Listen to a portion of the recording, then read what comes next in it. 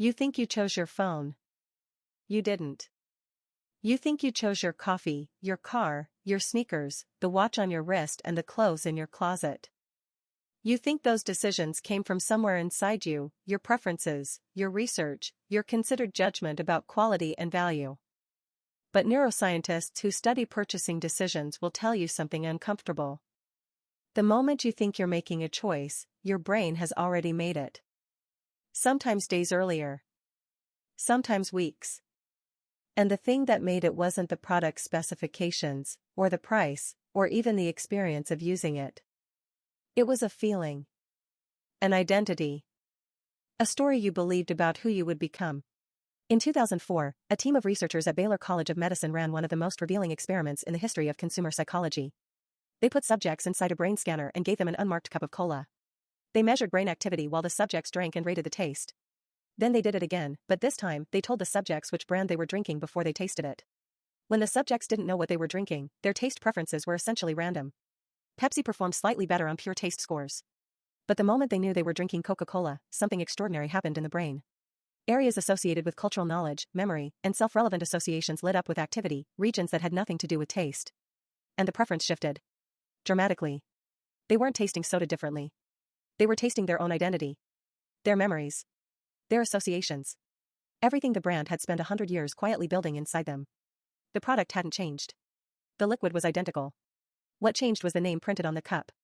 This is not a story about Coca-Cola. This is a story about every product you have ever bought, every brand you have ever loved, every company that has ever made you feel like you belonged somewhere or became someone. This is a story about the hidden architecture behind the most successful businesses in human history. A system built not on factories and supply chains, but on the deepest mechanisms of human psychology, identity, belonging, status, memory, fear, and the desire to become a better version of ourselves. And once you understand how it works, you will never look at a brand, or yourself, the same way again. So if products don't sell themselves, and the science says they don't, what actually does? The word brand comes from the Old Norse word brandr, meaning to burn. For most of human history, that was all it was. A mark burned into livestock, or pressed into manufactured goods, to identify their origin. A practical solution to a practical problem.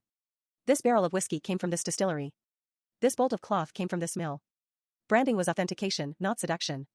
The transition from mark to meaning, from identification to desire, is one of the most consequential developments in the history of modern civilization. And it didn't happen gradually. It happened with extraordinary speed, in a specific place, at a specific moment in history. The place was the United States. The moment was the 1920s. And the man most responsible was someone almost no one has heard of, despite the fact that his ideas shaped the world we live in more completely than almost any politician, scientist, or philosopher of the 20th century. His name was Edward Bernays. And he was Sigmund Freud's nephew. Bernays grew up surrounded by psychoanalytic theory. Freud's central argument, that human beings are not the rational actors we believe ourselves to be, that our decisions are shaped by unconscious forces we neither understand nor control, was the intellectual air the Bernays family breathed. Young Edward absorbed it completely. But where Freud was interested in diagnosis, Bernays was interested in application. He saw his uncle's insights as a set of tools. And by the early 1920s, after a career in wartime propaganda, where he had helped the Woodrow Wilson administration shape public opinion at scale, he understood exactly how powerful those tools could be. He opened a consulting firm in New York and invented a profession. He didn't call it advertising. He called it public relations. And the distinction mattered. Advertising told you to buy something. Public relations changed what you believed and who you thought you were, and then let the buying take care of itself. His most famous early demonstration came from an unlikely client, the American Tobacco Company. In 1929, cigarette sales among women were low. There was a powerful social taboo against women smoking in public. It was seen as disreputable, masculine, unladylike.